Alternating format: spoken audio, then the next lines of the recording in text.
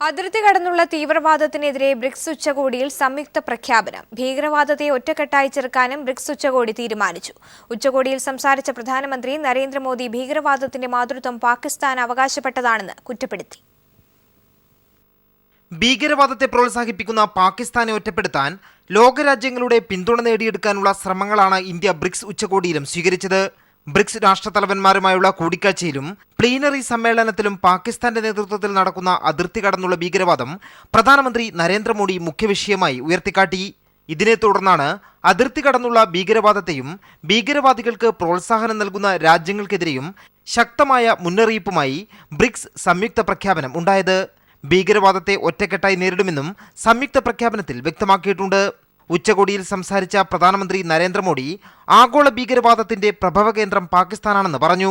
നമ്മുടെ അയൽരാജ്യത്തിന് അവകാശപ്പെട്ടതാണ് ആഗോള ഭീകരവാദത്തിന്റെ മാതൃത്വം. അവർ തീവ്രവാദത്തെ പിന്തുണയ്ക്കുകയും വളർത്തുകയും ചെയ്യുന്നു.